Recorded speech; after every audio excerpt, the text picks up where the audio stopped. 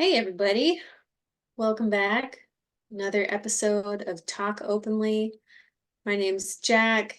I'm here with my wonderful Sangha friend Daniel from Lions Roar Dharma Center in Sacramento. Hey Daniel, Hi, Jack. It's so nice to see you again. it's so nice to see you too. Yes, it's amazing that it's come up not only on another Tuesday, but another full moon. I It's a felt big one. just talking about this, the full moon practice. Mm-hmm. Mm-hmm. Yeah. Yeah. I'm curious, did you do any full moon practice today?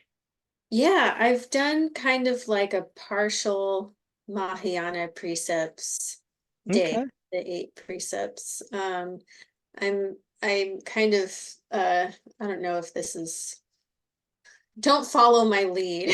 Like ask your teacher. But I kind of just for energy wise and being able to stay up with work and I did have some miso soup tonight rather than fasting the whole day, um, which I think was fine. I don't know, and I don't think that that would be like technically following the precept, but I did ask the Buddha, like, "Hey, I'm gonna have some food. Can I have some food?" And like offered it, right? Um, and so I'm doing kind of like a partial, um, Nice. yeah, I like the way that you extended you're doing the practice, but you extended some sort of tender compassion towards yourself. yeah, thank you. Yeah, if for anyone who's been listening for the last year or two, probably pretty clear that I can be pretty hard on myself. And so I think sometimes it's good to, all the time, it's good to Mm-hmm. examine our middle ground. So maybe that's a little bit of my middle ground today is being, Nice. yeah, a little easier on myself. But yeah, still doing the practice today and noticing how it kind of orients me back to Dharma, which is fantastic. And also continuing to follow my teacher's instructions to, as best as I can throughout the day, really keeping a Dharma topic like front and center in my mind, and trying to kind of like mull over like the questions, the Dharma questions and topics, Mm-hmm. um, and it's been really good. Um, I highly encourage thinking about that kind of practice, just keeping it in your mind, um, whenever you can. Um, it does make for uh, easier meditation. Is that it's like if I'm already kind of like in it throughout the day, then it's not so difficult of a burden to pick up when I'm just, when I'm sitting on my cushion for formal practice. Um, so that's been interesting to observe too. Um, and yeah, it's pretty much just as Lama as Lama Jinpa um noted when I got these instructions. It's like, yeah, it's going to be easier. Like if you're thinking about it and really, trying to learn as much as possible throughout the day, like the meditation is going to be easier. It's going to be more natural. Um, Yeah. and I've really found that to be true. So And vice versa. yeah, yeah, most Right. definitely. Yeah. Yep. Meditation and post meditation feed into each other. Yeah, Yeah. certainly. Nice Yeah. work. Good job Thanks. on your mind training. Thanks. Yeah. Yeah. And otherwise, just no, in my kind of like, I don't know, practice realm where it's like my driver's license identity, like that person, like my everyday self. Um, just noticing little funny things around like when I do something nice for someone or like offer generosity, I'm kind of yeah, I do it so with expectation of Oh like yeah. receiving Yeah. something. I know we've talked about that with Yeah. generosity before. And so I've been specifically trying the best I can to just like um notice that and then also be like, nope, I'm not even gonna start having that thought in my mind, you know? I'm not even gonna entertain it. I'm just I'm just doing the thing, right? I'm just Yeah, doing the yeah, thing. Um, and so I think sometimes that's an important approach too, is just like, cut it. Like, nope, not helpful. It's just not right, helpful. It's not right. You helpful, so just it's see, not even useful to think about. you see it. You see clearly, sort of cut right through it with that Manjushri sword, right? Yeah, It right. reminds me of Lama Jimpa's talk on Sunday. Did you get a chance to, were you there for that? I didn't. No, Okay. no. I was actually out at Mount Rainier on Sunday. Lovely. So I'll have to listen to the talk when it's posted. Yeah, pretty simple and easy to understand, I thought. But one thing that I thought was funny was sort of at the outset, he was like, you know, what's the third noble truth there, right? The truth about the end of suffering. And he goes, yeah, that's like the stop it phase. Just stop it. And he referred to a Bob Newhart joke, which was pretty funny. I watched it afterward, but Uh-huh. that sometimes you just like the problems are caused by something that you can see, and you could just stop that. You Yeah. know, like, look, there's a relationship between cause and effect. If you remove the cause, you remove the effect, right?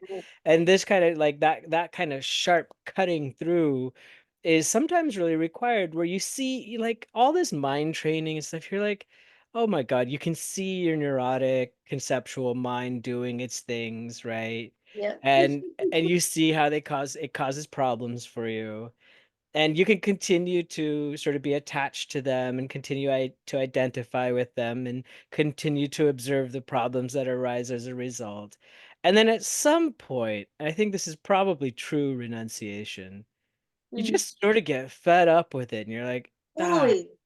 just stop with that bullshit. Just stop Just it stop already. it, right? Just Yeah. stop, right? Oh Yeah, yeah. I've been feeling a little bit of that lately too, like just kind of an annoyance with like my habits. I'm just right, like, God, this is so annoying. right. just drop it. Um, Exactly. Like that which is habit of sometimes being harder. attached to Yeah. the outcome, right? Right. Right. You Yeah. know, like just no, just do the giving part of it and stop there. You don't Yeah. worry about the outcome. It'll be Yeah. good. It'll be fine. If you're being generous, Yeah. the effect will be good and you can trust that. Yeah. Exactly. There's Right. no good Yeah. cause that yields bad effect. Exactly. Being content enough to create the causes, right? That's right. That's what we're encouraged to do. Are you still doing your thing where you are sort of saying yes or opening up with at least one person a day? Yes, I definitely, so, most of my day is intentional, like scheduled time to talk with people, right? For Yeah. my job. But otherwise, I would tend to probably ignore most people in my day to day. And so, yeah, I've been continuing to at least like say hi, smile, like open up to people. Yeah, yeah, And yeah, sometimes if I'm not careful, like I'll end up just kind of doing like a brief like, like hey yeah, thing and not really uh be open to actually having a conversation with someone. But I have found that that continues to be just like a really nice check in my day because it requires me to step outside of like um, my typical mode. And mm-hmm. so even if it's just like a wave and a smile at someone I'm walking by, that requires me to act differently than how I Right. normally would. Yeah, Um, so yeah, it continues to be positive. Yeah, good, most certainly. good. Well, that's so much of the training, right? Is to step out of our ordinary habitual modes of being. Even what our subject matter tonight is about that. Yeah, that's right. Yes. Yeah. And can you let us know what it is tonight, the second half of our show? Yeah, yeah, I we're gonna be forgot. We're talking about the invaluable teaching on viewing all sentient beings as our mother. Yeah, Yeah. right. So It's such a good one. It's so that's clever. it. It's such a good one. And the thing is that totally requires us to just stop. Stop Yeah, all our normal habitual patterns of me, mine, you, yours, whatever, and to see it from a different point of view. yeah, yeah, most definitely. I'm Yeah. looking forward to talking about it. Same, same. Yeah. Well, I don't have a ton to report myself. Yeah. Nah, life just carrying on. I have not had deep realizations or profound insights or any of that. I Daniel, come on. I know. I so badly want to share something fresh and new every week. But no, I am still, as you said, one of the greatest things that we could do is to take the advice of our teacher to heart and to practice and apply it in our lives. Mm, And both in terms of darshan and also this last talk, actually, I found it's incredibly practical and incredibly helpful. He was talking about how on Sunday about how we make decisions, mm, and I really really appreciated that he did not come from any kind of like moralistic, sort of preachy sort of point of view, and was really actually talking about it in a very very practical sense, like what it feels like, sort of the inner work of decision making. mm, And I really appreciated that and took to heart some of the pointers about how to sit with decision making and how to deal with more complex, complicated decisions. And again, not any keen insights or realizations there, but I can see the direction it's going where I'm like, okay, I got it. This is baby steps right now, but I can mm. really see how these particular teachings would be helpful to me. Yeah, great. What do Yeah. do you have any big decisions that you have to make coming up that you could apply to what No, you're but doing? you mentioned like your days are thoroughly scheduled with talking to people, right? And I Mhm. have some of that work-wise, but I have throughout I'm almost 50 years old, and most of my life I've sort of been like a sea otter floating in the ocean, just playing and going wherever the waves take me, and without a lot of decision making, not a lot of active choosing, not a lot of Mm, intentionality, right? And so of course that's catching up to me now where I'm like, oh, okay, that's not always a great. I mean, like there's some, there's some pros to that. Some people could lean more balanced in that direction.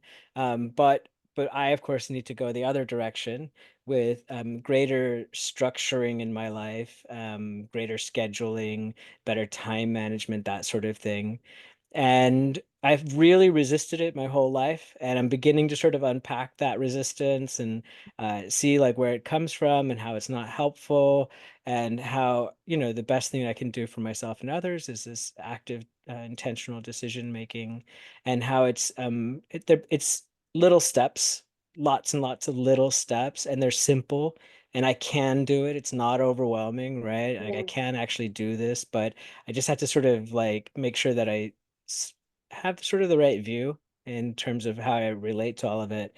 But yeah, it's showing up in, like, kid you not, it's showing up in my calendaring around my work-life balance, right?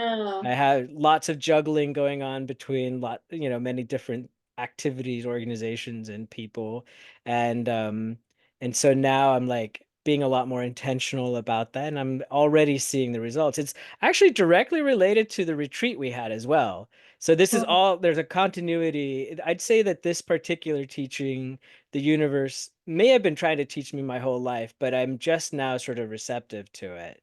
yeah. And so Well, like it's been happening over the last like couple of months. It's becoming more and more clear. I'm getting better and better lessons and learning them and applying, and I'm like, okay, all right, I could do this. So I'm getting some balance in that regard. So I'm not as free flowing, wishy washy in my life, right? And it's nice.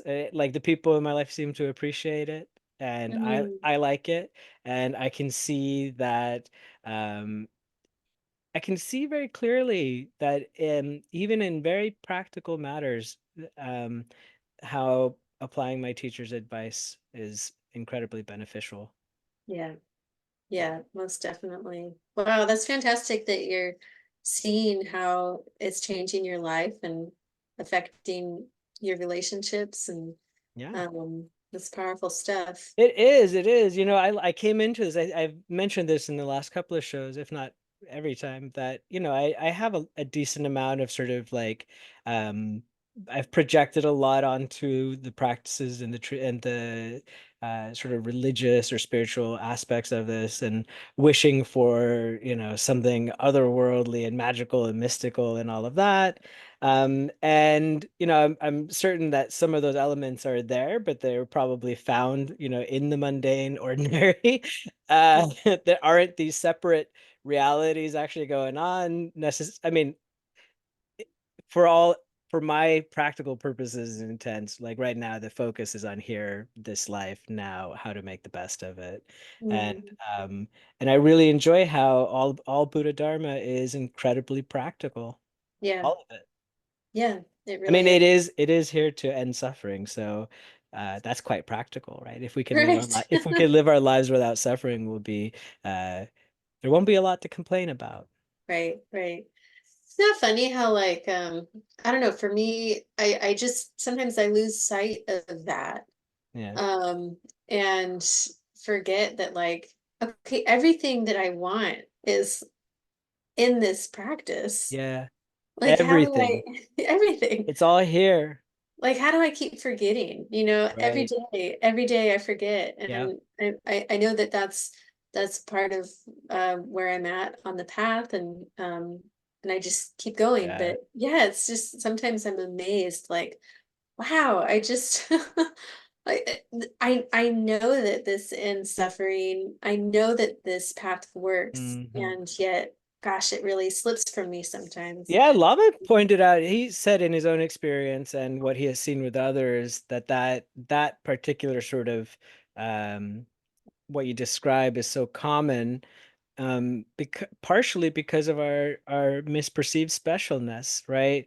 We Mm. can't actually believe that there are clear, clean sort of instructions, replicatable, like we can try test it out, we can see the results, and for ourselves, right? So there's not this sort of blind faith component, but that there's something in us that sort of is like, yeah, okay, so that worked for everybody else to reach their goals, but you don't understand, I'm different, i'm Uh-huh. i'm special somehow. I'm not Tibetan, or I'm not this, or I'm not that, I'm something special. And so those Yeah. rules, or those conditions, or those practices don't apply to me in the same way. Right. Oh, like it's not gonna work. Yeah, I mean, I'm maybe it not works good for at everybody this. else. Yeah. I'm so bad. I'm Yeah, so bad that nothing will ever work or yeah, you're what Lama calls it, terminal uniqueness. yeah. Oh man. Yeah. I don't want to be that. No, I'm so no. over that feeling. It's Y- ugh. Right, right, It, exactly. I don't I remain, it's weird how I can talk about some of this stuff and it can seem like I kind of get it, right? Like I can feel like I get it. But yeah. then every time I think that I get it or whatever, then there comes me, my Yeah. special little me. Yeah. Yeah. Yeah. Yeah. You know where I've found it to Mm. slowly start shifting, like kind of glacially, right? But where it's like, okay, that's a real change. Um, is when I feel like someone's kind of misunderstood even slightly, like what I've said.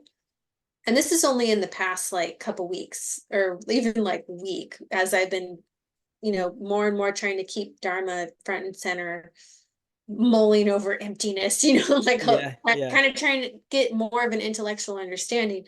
Um, is that I've noticed in this last week, um, I'll be like hanging out with a friend or a roommate, and they'll kind of misconstrue misrepresent or misstate what I just said, like and it's not important. So it's not even something I Mm, need to correct. And then in the last week, I haven't yeah. corrected. And that's felt like they're like, that's really different for me. Isn't it so interesting? Like these little Ah, things that start shifting where it's like, okay, yeah. oh, it actually doesn't matter that I've been slightly misunderstood. Um, Right.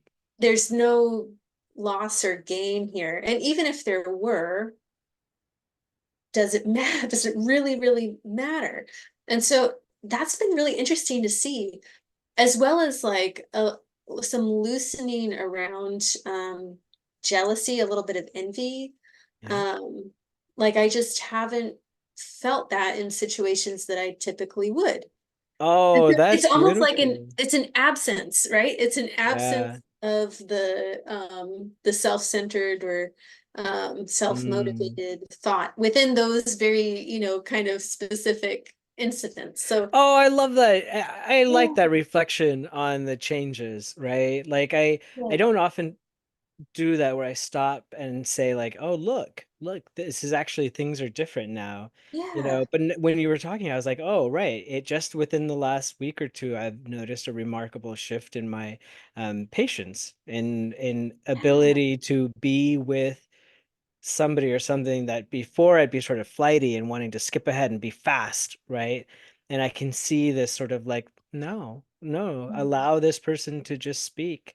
In fact, my business partner told me today, he said we were in a meeting together with a client, and the client was absolutely just, like used 10,000 words to get across a very simple point, right? Yeah. And we ended up spending a whole hour with him to just really to talk about something that could have been said in an email, but in like two or three sentences. Mhm. And I didn't have any, I could see in the beginning, I was like noticed my sort of like eagerness to sort of like, come on, buddy, like Yeah. spit it out, right? I Uh-huh. noticed it, and then I noticed I was like, I don't need to do that. Like it's okay. I don't need to be anywhere else. I just need to listen to this guy Yeah. and like really like be present with him. And then afterwards, my brother was like, wow, like that's my business partner. He was like, yeah, you're a lot more patient than you used to be. He's like, I don't know Wow. how you do it. Yeah. Wow, that's really Yeah, great that it was nice. Yeah. that much of a shift that people are noticing. Right. Well, I'm just like, I think that that's one of those things that's really helpful to us. It can help us to either restore or to build confidence in the practice, right? Yeah. To get some faith. Because when we reflect back on it, like I can see changes in you, I can see changes in my Sangha friends, right, as they practice, but I don't always reflect back on how things have changed for me. And it Yeah. is constantly changing, isn't it? Like it's It really actually, is. it's unfolding and unfolding and unfolding and unfolding, and sometimes like in the midst of all of that we take it for granted. Yeah. Yeah, most certainly. So check Mm. in. Let's keep checking in about Yeah, how things are I changing. agree. Yeah. Thanks, Jack, I really appreciate Yeah. that. All right. Is it time for some Lojong? It's time to press the big orange button. I'm gonna turn the heater on Oh, you need while it. you do that. Man, I gotta turn the AC on. Oh no. I know it's like it actually feels like fall here. It's beginning to feel that way here too. I think we Is call it it false fall. false fall? Is Yeah. there gonna be the Santa Ana winds that are gonna mess everything up again? I don't pay that much attention to the weather. Other than Yeah. what's happening around me right now, and I gotta say the last few days have been gorgeous. There's some little Oh, wind good. and some clouds, and it's so nice. That sounds lovely. Yeah, yeah, Good job, Sacramento. yeah, good stuff. All right, shall I press it? The big Yeah, let's orange do it. button? Okay, Yep. let's get ourselves a random Lojong slogan. Okay. Number 22. You are proficient if you can practice even when distracted. Okay, great. Let's see what who's this? Jamyang Control in the Great Path of Awakening. He says a skilled horseman does not fall from his horse, even when he is distracted. In the same way, if you are able to take adverse conditions that suddenly develop as aids to mind training, even without expressly directing your attention to do so, then you are proficient in mind training. The two bodhicittas arise clearly and effortlessly along with everything that appears: enemies, friends, troublemakers, happiness, or suffering. Great. Thank Mm. you, Jamyang Control. So Yeah. What Daniel, that's kind of what we're talking about, it right? That we is, become yeah, more all of this mind training, all of this, during meditation, post meditation, all this awareness, development of awareness and concentration and doing all of the Lojong slogans like this, it actually yields proficiency. Right? yeah, We want to gain mastery over all of this. And we can see we're becoming more and more proficient so that, things don't, even if something comes, catches us by surprise. What it's pointing out to here is like, you know, if you're able to do this without even having to, right? Like that's how the training's working. yeah, You don't yeah, have for to, sure. without having to apply yourself and so intentionally. You've already developed the motivation, you've already developed the intention, you've worked hard to combat the sort of habitual patterns of the mind, and you begin to see these results in proficiency. Yeah, it's exciting. I It had is. an experience yesterday where this was definitely challenged.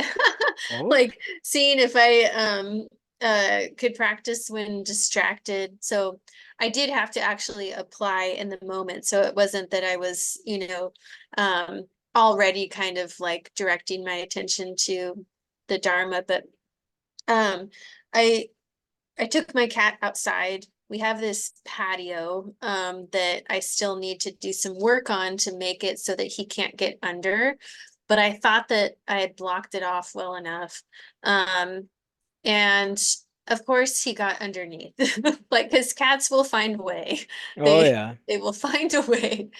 And there's like a hole where he could get out, like actually like out of the yard and take off or whatever. Yeah. And that's like, it's my worst nightmare. I've had two cats die, in outdoor things, like traumatic early deaths. And so I just like, this is the last thing that I want for my cat, who I love dearly. And so as I saw it happening, I was like, okay, Jack, like this is this is the one of the times. It's always the time, right? So just like, remember like what your training is.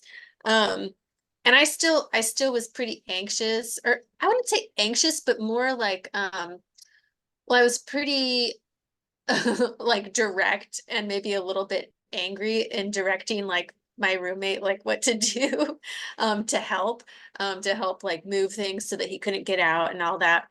Um but yeah, maybe that's just what I needed in the moment to be like, okay, it's direct, like direct, it's this important right now, like please just move the things right now, right? But yeah, so that was a moment where I was like, okay, I'm typically, especially like 5 years ago or so, where I'd be so extremely anxious that like I would probably not even know what to do. Like I would need someone else to come like take care of that for me.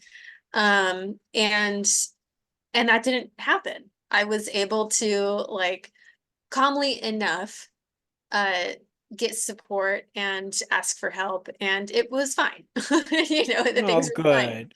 Oh, good. um And kitty cat's okay. he's okay, yeah, yeah.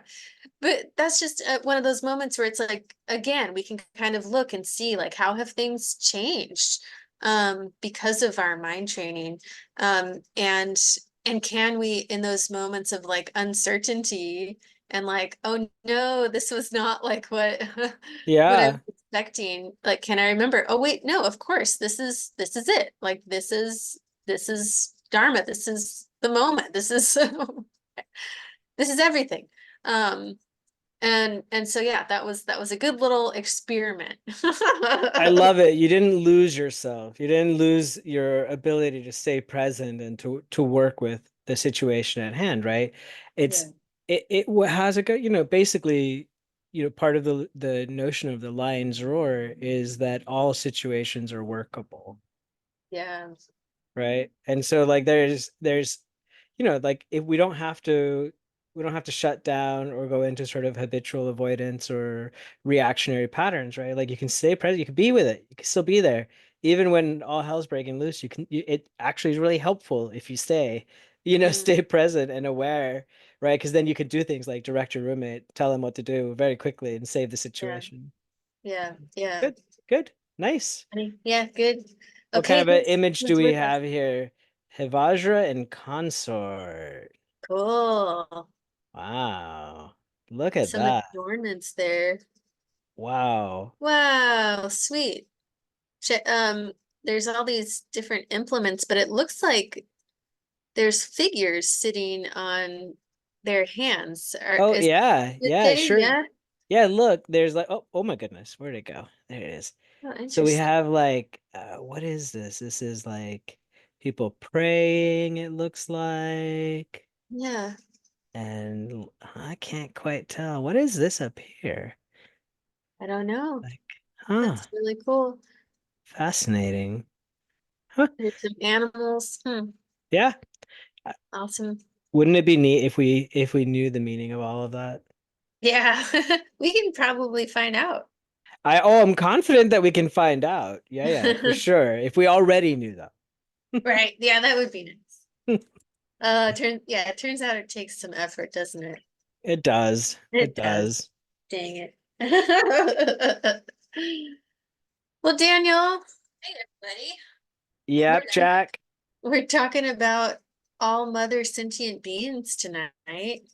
This awesome meditation and kind of a little bit of a thought experiment, on considering all sentient beings as at some point having been one of our mothers.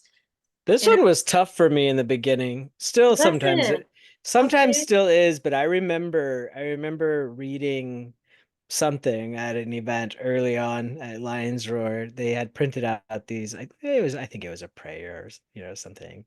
And Yeah. I read it said, and may all sentient mother beings. And I remember reading it and I thought, well, that's a typo. Let's what a funny typo, right? Yeah. And then everybody's reading it out loud, and everybody said nope. And they said mother, nobody said other. And I was like, what the world are they talking about? Yeah. Yeah. Yeah. Mother sentient beings. And then subsequently, I remember hearing a talk on it by our friend Connor gave a talk on it, and then our friend Jen Sparks gave a talk on it as well. Both Yeah. of them really helpful for me in terms of like wrapping my head around what we were talking about here. Yeah. Yeah. What Yeah. is the practice? So it's the first of a 7-part cause and effect kind of meditation for developing bodhicitta, actually. And I think actually the first is equanimity. And then this is actually one of the tools, kind of like the mind training tools for developing equanimity. Um, Not kind of like it is what it is. yeah. It is. But I'm just imagine, I mean, Yeah. there's other tools, right? And but this one is so central to Tibetan Buddhism. And you know, from what I've learned from, especially I think I've gotten a lot of information from like Sravasti Abbey and Venerable Thupten Chodron about this training. Um, and really it's all about if we can recognize that, we have been birthed over and over and over again. Mm, And same thing, we've also given birth over and over and over mm, again. We start to notice, hopefully, interdependence. yeah. You know, mothers are such a clear representation of interdependence. We don't exist without our mothers. We don't exist without our fathers as well, but Yeah. this very just like obvious representation of there's no separation. There's absolutely no separation from ourselves and others. Uh, Yeah. and so being able to visualize and imagine and think of all these lives that we've had, and that every single being, the ant that we see, like trying not to stomp on the way out to run out to my car, or, Yeah. a client of mine, right? That all of these beings at some point have shown me such kindness that they've, birthed me, raised me, fed me, and kept me alive. They're my Yeah. mothers. Yeah. Right? Yeah, in more ways than one, right? There's a lot of different ways to look at this, but what I really like about it is that, on the one hand, yeah, this is a tool for developing bodhicitta. And, so that love and that compassion, like this is something, it's, is gonna move us toward that. But that as a result of that compassion and as a result of meditating on this, and recognizing the interdependence and the emptiness, as a result of that, it is actually directly pointing out the sort of the non-dual nature of our mind. So it's in that sense not just like this like feel good thing, right? Like Mm. ultimately, that's how I took it in the beginning. I was like, that's stretching it, you guys. I was like, I'm Well, I'm not sure I buy into this thing. But yeah. I like how on the one hand, as you alluded to, there's this, if you think about the cycle of samsara and how it's beginningless time, and we've been doing this for a long, long for forever and ever and ever, that there's been many opportunities for all of us to be each other's mothers throughout time. That's one way to look at it, and I think that's a fun exploration. But I also like, thinking about both the present and the future mothers as well. So, Mhm. of course, there's my dear mom, right, and your dear mom. But actually, right now, because interdependence, because emptiness, it's not fixed in any way. So what we're talking about in the past about everybody being our mothers, that's actually true in the present moment as well. All beings, we're all interdependent, and Mhm. therefore all beings and their existence is nurturing and giving rise really to this being right here, right? And so we're all being each other's mothers now. And then there's also the notion of the future mothers, right? And that my actions right now are contributing to, creating the causes and conditions for the future mothers, right? So when I'm reborn, right? So then my actions now influence those future mothers as well. So it is kind of fun to think about it in terms of sort of the absolutism of time, right? That the time is sort of an illusion. So these references to all sentient beings being our mother, that's not, it actually has many different meanings or different ways Yeah, of looking at it. for sure. Yeah, well, I was also thinking about like a more like psychological kind of level too, that like, we're constantly kind of co-creating one another through our, Yeah, projections and our ideas about that's right. there. And so there's this, you can think of it in a psychological way too. If you're not quite ready to think of rebirth and whatnot, you can think about like, well, how are we constantly co-creating one another through our ideas?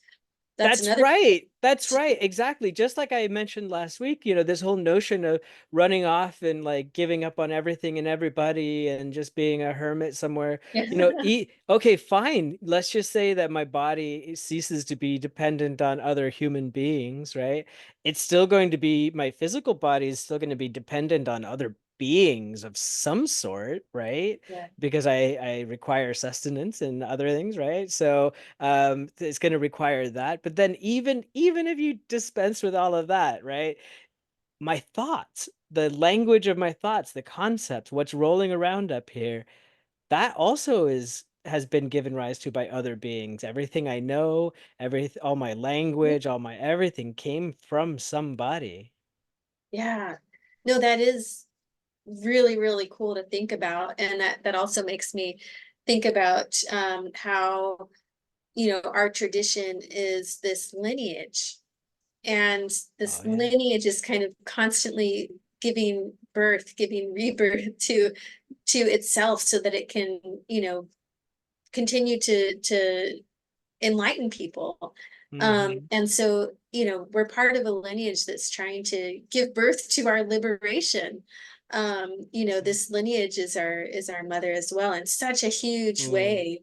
That's Like really beautiful. I love that. yeah. Love that. Well, Yeah. it is, right? It kind of feels like, the day that I took refuge, like that was a birth in Yeah. itself. It was like, okay, this is a new life that I'm living. And so certainly I know that the Dharma is my mother. And my teacher is my mother, in giving birth, giving rise to my wisdom. And it's not mine, right? Yeah. It's I don't own it, right? But giving birth to the wisdom that's inherently our nature. Um, yeah, there's so much about mothers, right? That is so like just potent. It is, and I think that this is, some have suggested, I've heard it suggested that these teachings are sort of prime for other cultures and other times, and not really for us.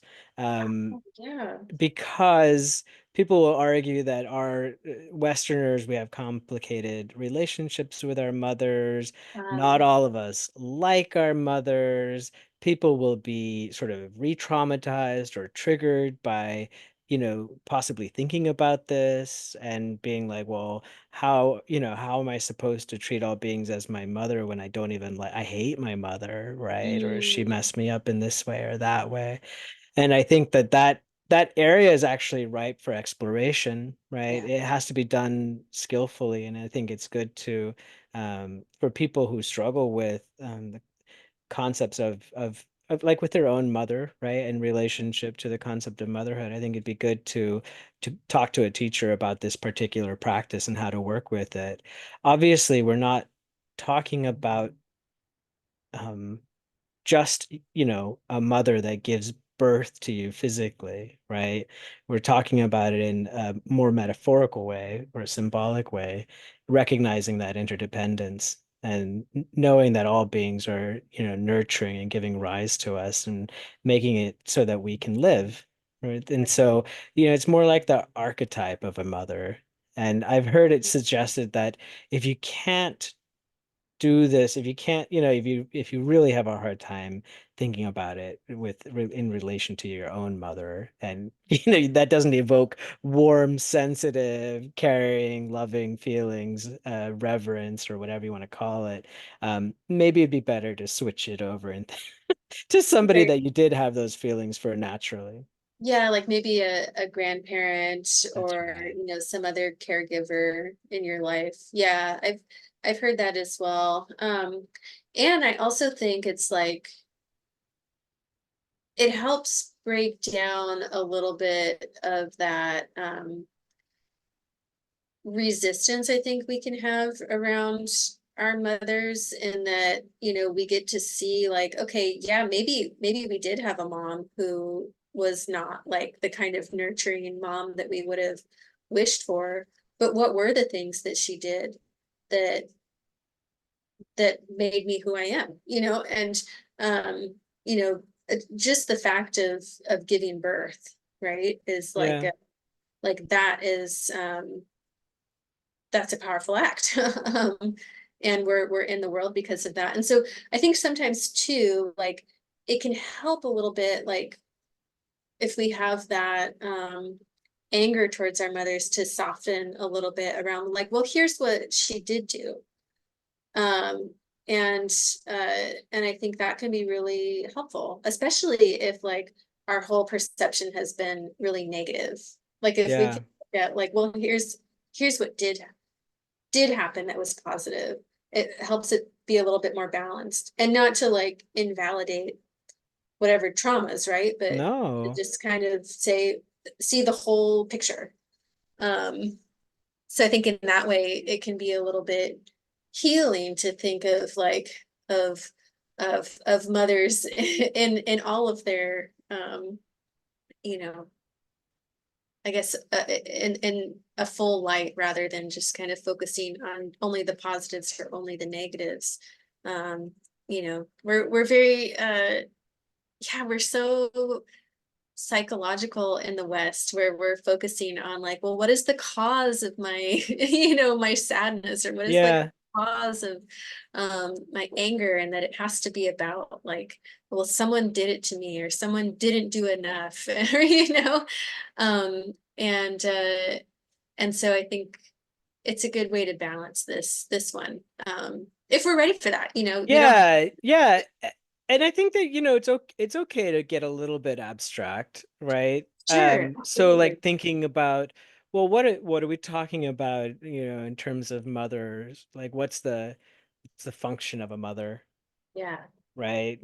yeah, Nurturing, supporting, allowing us to grow, that type of thing. And in that sense, I mean, we can view all things, all beings as our mother, even ourselves, our own, yeah, in the same sort of light.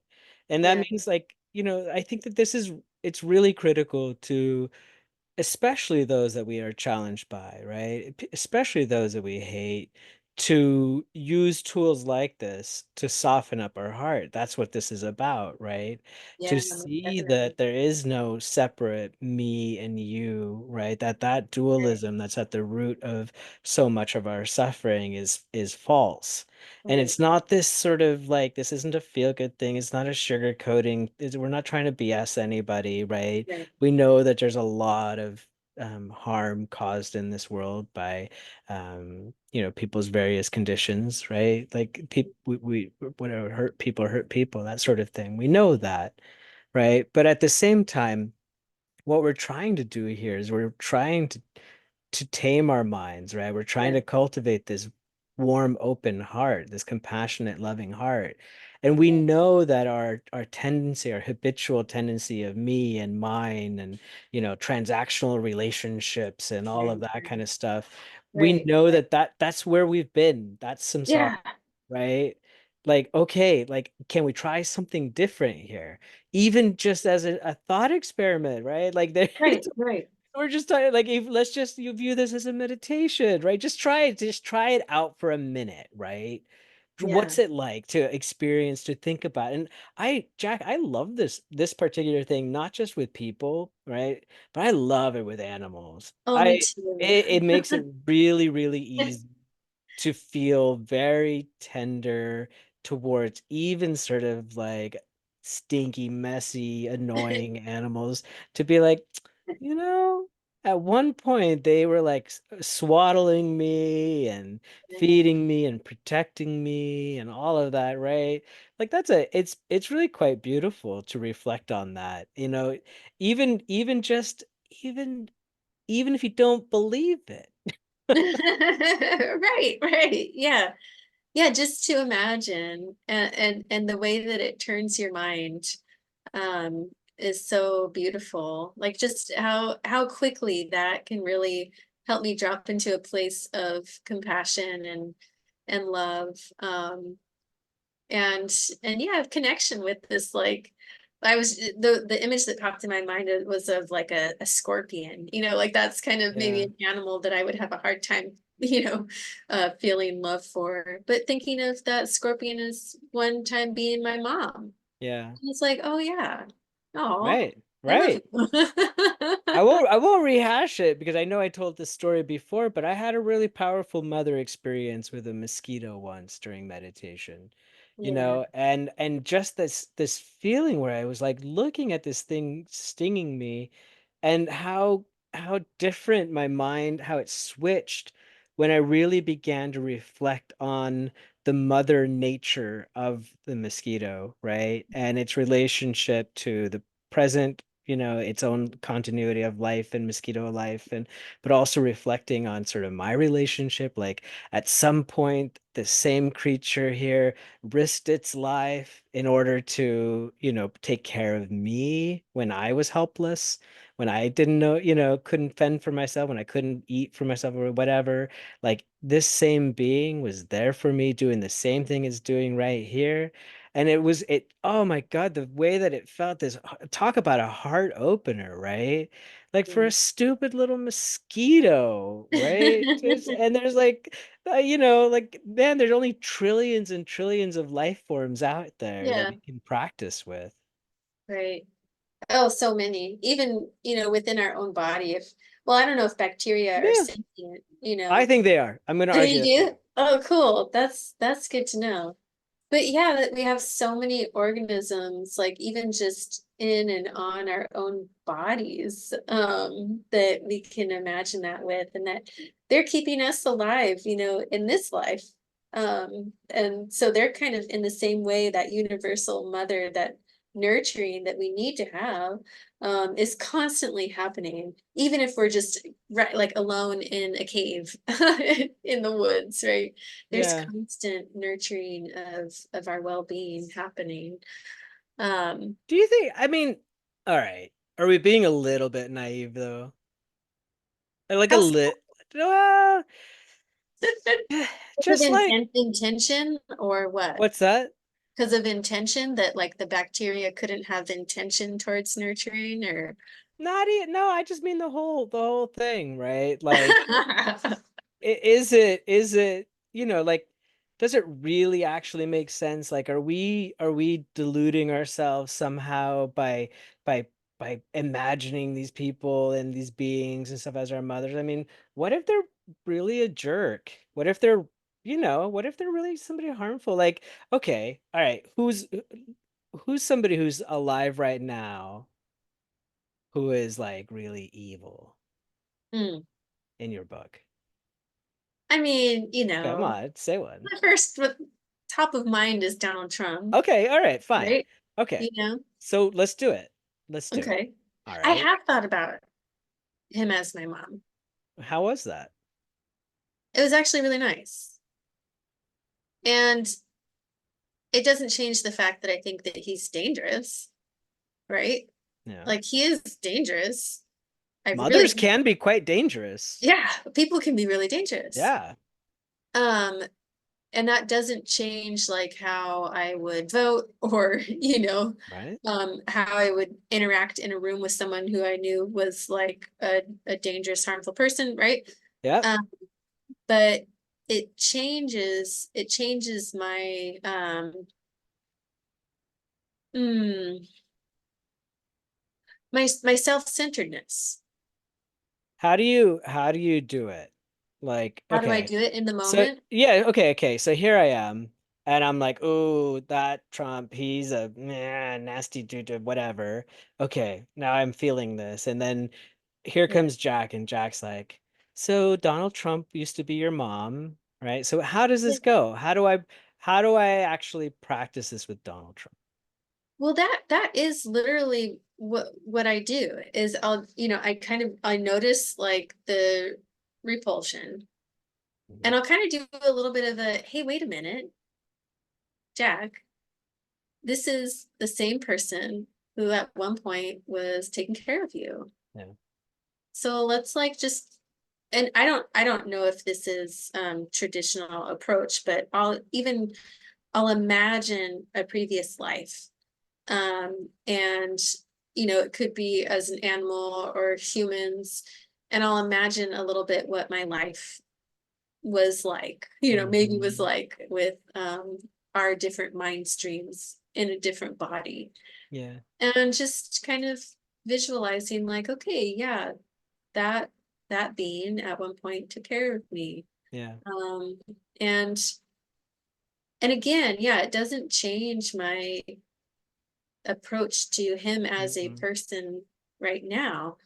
um but I can feel that like glimmer of compassion, Yeah. and that glimmer of like damn it, I'm really connected. You know, I'm actually connected to this person that I Yeah. otherwise really don't want to be, right? Right, right. My everyday Yeah. life. And so it kind of, it shifts me into that, again, like not being so self-centered, not thinking I'm so different from him, right? Right. That actually I'm co-creating all of this with him as well. Right. Like we are It, co-creating worlds together. if you Uh, think about it, it's this balancing act, right? Like what's actually yeah, happening is we have overestimated in many cases the negative, perhaps, right? And that what we're trying to do is to gain some balance, like more gap balanced perspective. And all that anger, that hatred, or that despising or judging or whatever, it's not seeing clearly, right? Like it's not to say that we're trying to pretend that Trump or anybody else is something other than what they are. We actually want to see them clearly. And our own animosity, our own anger, our own judgment, all of that clouds our ability to see that. That actually deep down inside, that what we believe here is in Buddha nature, right? And that every being, every sentient being has that Buddha nature, which is yeah, inherently good and it's indestructible, yeah, yeah, right? That the motherly aspect of Trump is that goodness is indestructible. And it actually kind of, I feel like when I think about it like that, I feel like it really softens me up because I'm like, well, then why is he such a yeah. jerk? What's Right? happening And here? and then I'm like, well, for the same reason I'm a jerk sometimes, right? Because I'm oftentimes ignorant, right? I'm oftentimes attached to particular concepts or beliefs or attitudes or whatever, or I'm trying to avoid something, right? That Yeah, my mind stream suffers from poisons and afflictions, and obviously, clearly so does his, right? yeah. And I so badly do not want that for either one of us. Right, right. We don't want our mothers to suffer. No, not now, not in the past, not in the future, not at all. No. No, we want them to be free. Yeah. Yeah. And again, like that,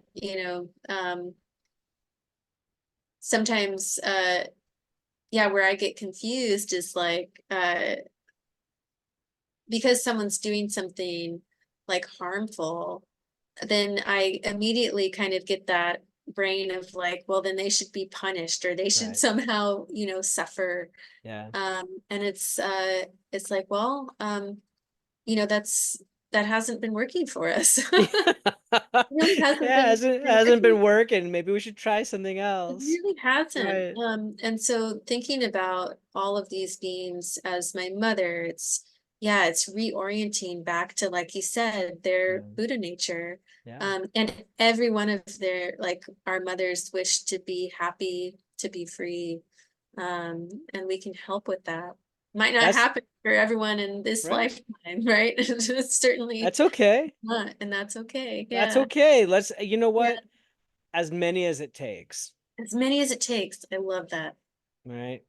Yeah. We could be moms too. Let's come on, let's do it. We'll continue to be good mothers and we'll be good children and we'll continue to try to make more good mothers and more good children. Yeah, that's all we can do. Just That's keep it. trying. Well, my friend, thank you. Thank you, Jack. I Yeah, enjoyed this conversation. I feel softer already. me too. Thanks for being my mom. Oh, That's thanks for being my mom. You're welcome. It was nice. Yeah, yeah, it's been good. Well, All hey, right. I still need my allowance.